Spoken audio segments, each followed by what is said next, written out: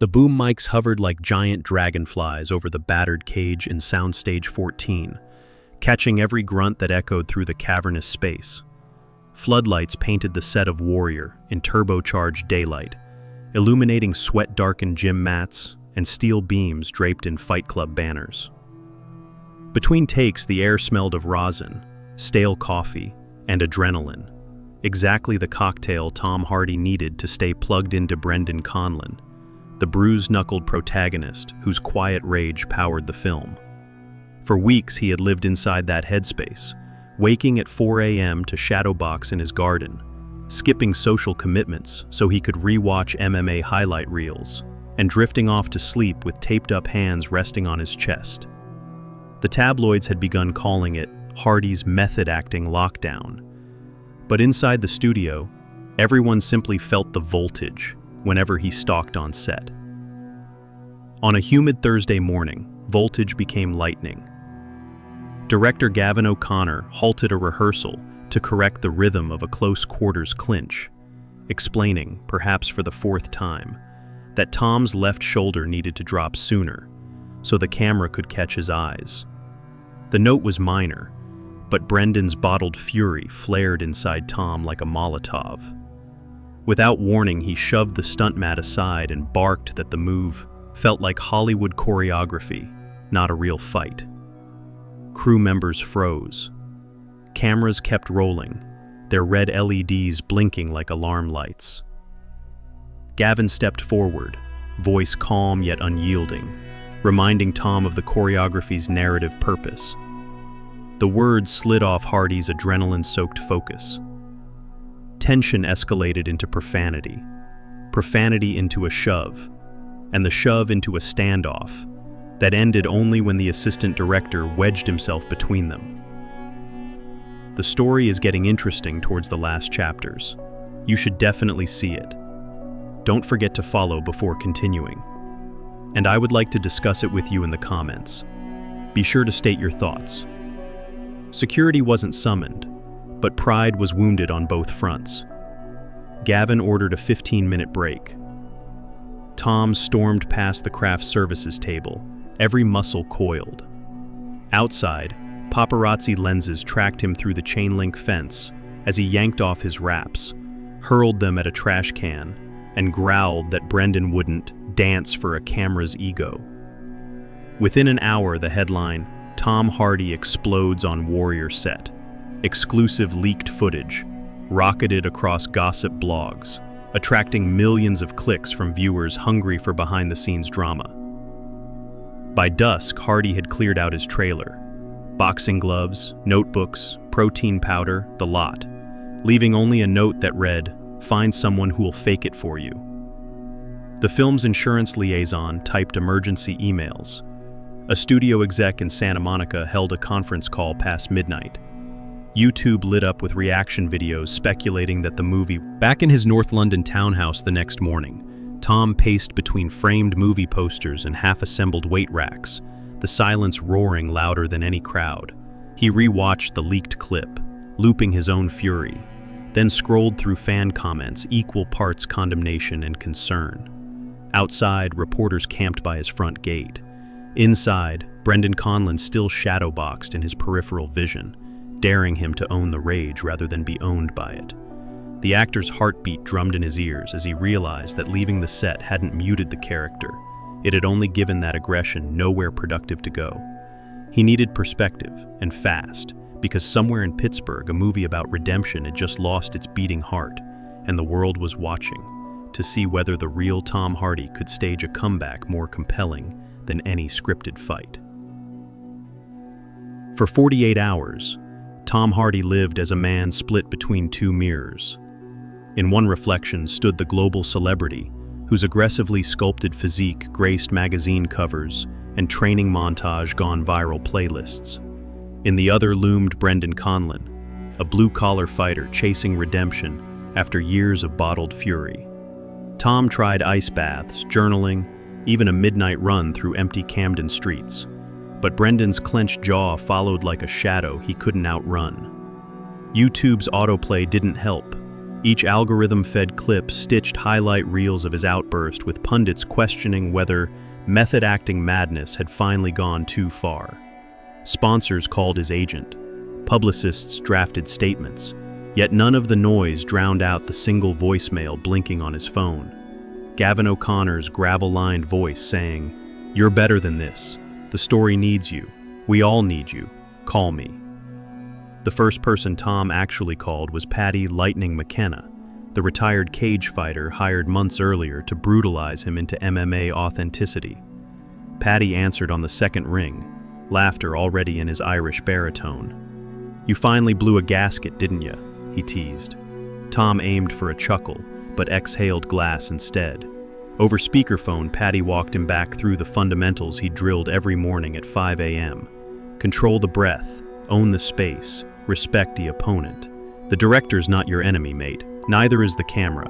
The only bloke swinging at you is inside your skull. The words slipped past Tom's defensiveness, settling where raw nerve met bruised ego. Later that day, his fiancée Charlotte found him in the home gym, watching Warriors dailies on a loop, eyes glassy. She didn't scold. She simply slid beside him, pressed play again, and asked what Brendan would do after making a catastrophic mistake. "He'd face it," Tom muttered. "Because that's the only way he earns forgiveness." Charlotte squeezed his wrapped hand.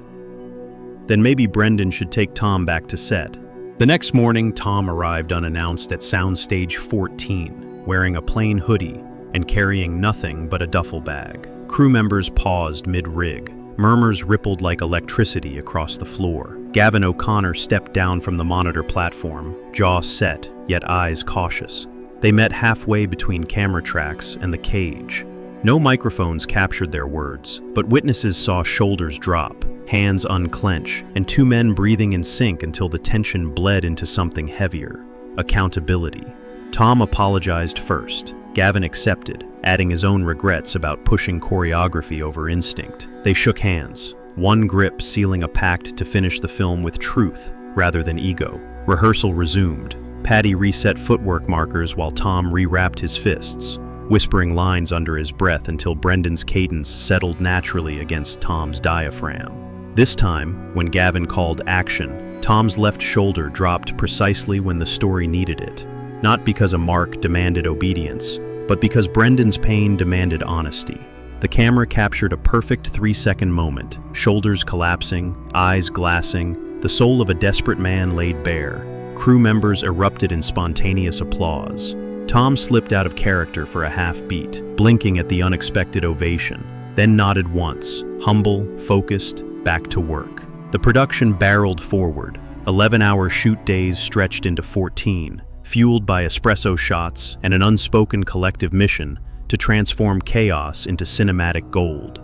During lunch breaks, Tom mingled with lighting techs, apologizing for the schedule havoc, then sat with stunt performers, trading real fight scars like war medals. He offered to stay late for pickup shots, volunteered to help move equipment, and even recorded a candid behind-the-scenes vlog that the studio later posted under the title "Tom Hardy's Inspiring Comeback." Exclusive set tour, instantly trending on YouTube's homepage.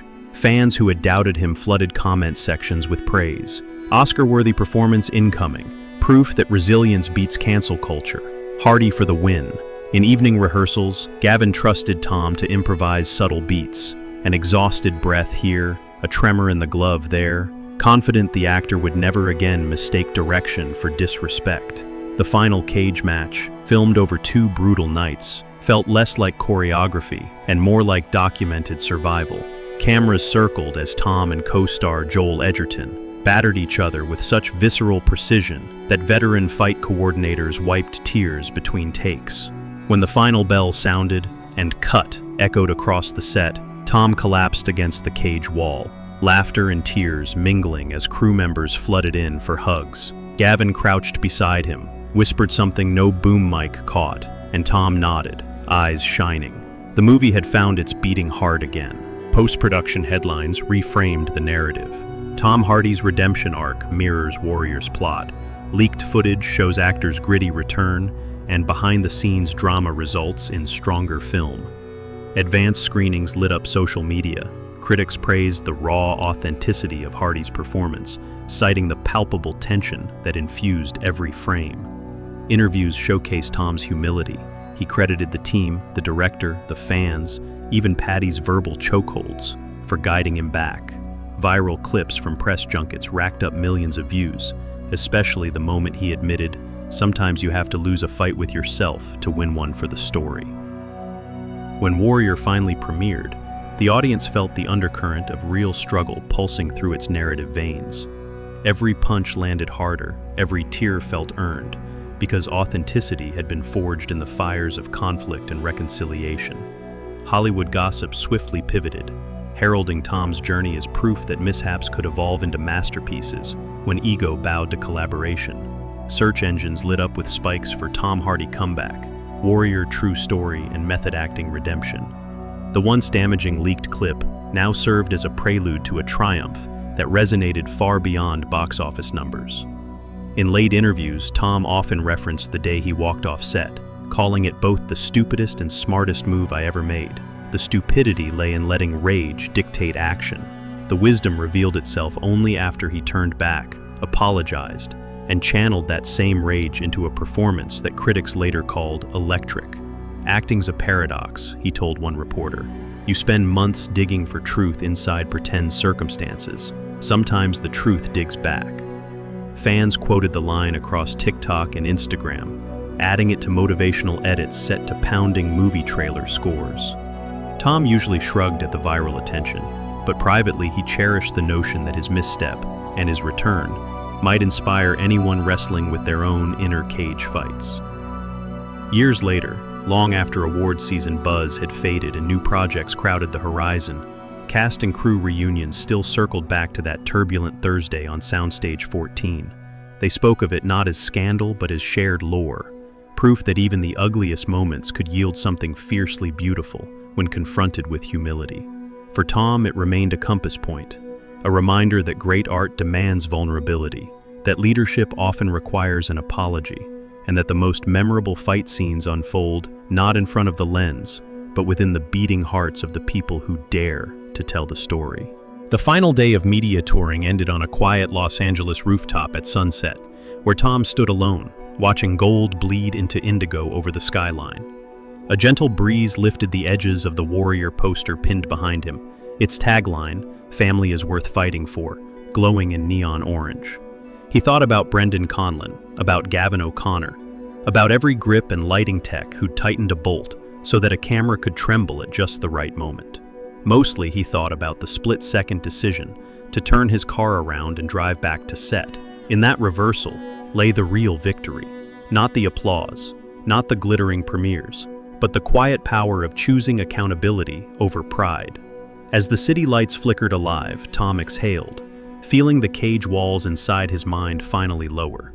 He wasn't Brendan anymore. He was simply a storyteller grateful for another chance to tell the tale honestly. Far below, traffic hummed like a distant crowd. Somewhere, perhaps on a late-night YouTube binge, a young actor would stumble upon the saga of the Warrior Meltdown and learn that redemption isn't cinematic fantasy. It's a daily decision, available the moment you decide to fight the right opponent. Tom Hardy smiled, pocketed his hands, and walked back into the shadows of the stairwell, carrying the unspoken lesson forward into every frame he would ever shoot. Later that night, he stood barefoot in the narrow kitchen of his rented apartment, kettle hissing while rain pattered against the balcony rail. Steam curled up past the single bulb overhead, and in that domestic hush, he replayed the months of turmoil in quick, silent flashes. The shove, the walk-off, the apology, the final roar of the crowd around the cage. Each image felt less like a wound and more like a vital muscle newly formed, painful in its forging, indispensable for what lay ahead. He scribbled a line in the margin of the battered notebook he carried everywhere. Anger is a tool, not a destination. Then he underlined it twice, let the ink dry, and tore the page free, so he could tape it to the fridge where call sheets usually lived. The next morning, he ran the towpath along Regent's Canal at dawn, stopping halfway to watch rowing crews slice the water in perfect synchrony. Their rhythm reminded him of film sets, operating at full hum, every discipline pulling in unison toward an invisible finish line. Breath frosted in the chilly air as he realized that future productions would feel different now. He would enter them not as a solitary warrior, proving his grit, but as a collaborator, vigilant about the morale of the tribe. On the jog back, he drafted mental bullet points for a short workshop he planned to offer younger actors. How to fail publicly and keep filming, when to argue and when to listen, turning viral shame into narrative fuel. He laughed at the presumptuousness of teaching such lessons, yet felt a surprising serenity at the prospect. Around noon, Charlotte called to say the tabloid cycle had swung again. Articles now praised his candor, memes had morphed from sneers into motivational quotes, and a charity for at-risk teens wanted him to speak about resilience. Tom accepted without hesitation, picturing a gym full of restless kids who might see in his stumbles permission to own their own tempers rather than be owned by them. That evening, while ironing a clean t-shirt for the surprise visit, he caught his reflection in the window. Older, yes, a bit road-scarred, but lighter too. For the first time in months, the man staring back looked entirely like himself. He tapped the glass in an informal salute, then switched off the iron and stepped into the hallway, certain that the real fight, the one worth winning, would always be the one that began the moment a camera stopped rolling.